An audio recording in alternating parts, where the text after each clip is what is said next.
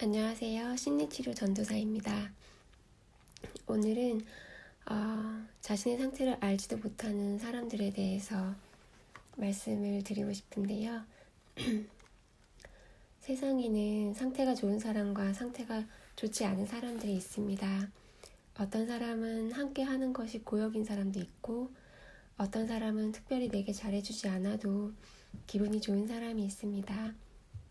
저는 전형적으로 가치 있는 사람을 기분 나쁘게 하는 사람이었습니다.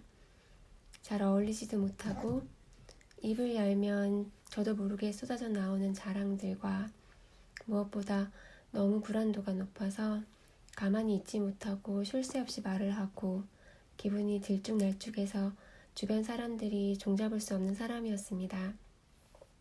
그런데 저는 그것이 저의 성격이고 제가 원래 그렇고 바꿀 수 없다고 생각했었습니다. 그리고 그 당시에는 그것이 그렇게 나쁜 상태인지도 알지 못하고 다른 사람을 불편하게 한다고도 생각하지 못했습니다.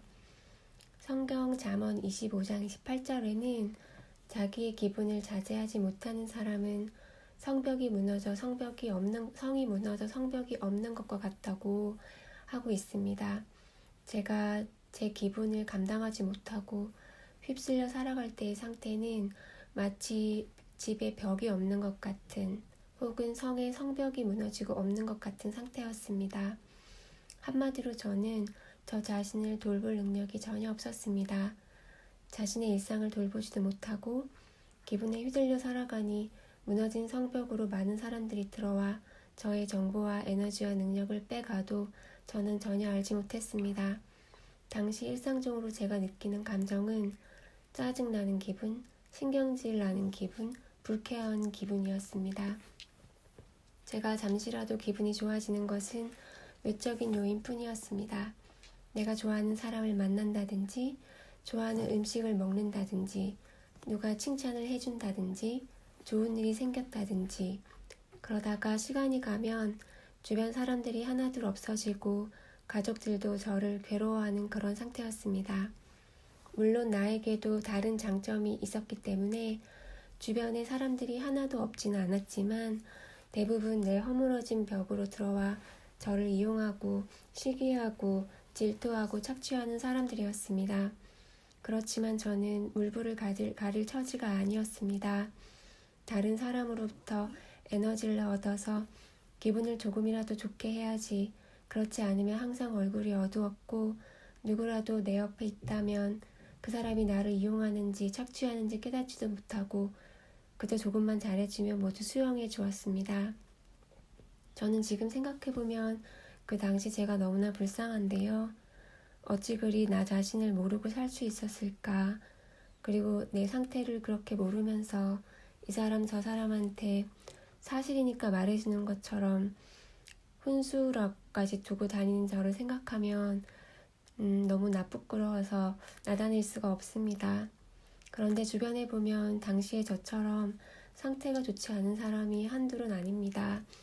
지금은 사람을 사귀는데 저는 매우 신중해서 그 사람이 어떤 사람인지 충분히 파악을 하고 매우 신중하게 관계를 맺어갑니다. 이전에 저와 유사한 상태의 사람은 분위기로 감지하고 피해가려고 합니다. 그래서 제 주변에도 정말 좋은 사람은 별로 없었고 저와 상태가 비슷비슷한 사람들만 옛날에 남아있었습니다.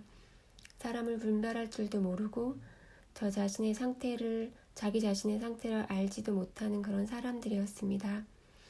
다행히 이런 저에게 이런저런 시련이 오면서 조금이나마 나에게 문제가 있는 건 아닐까 하고 자각하게 되어 정말 다행이었습니다.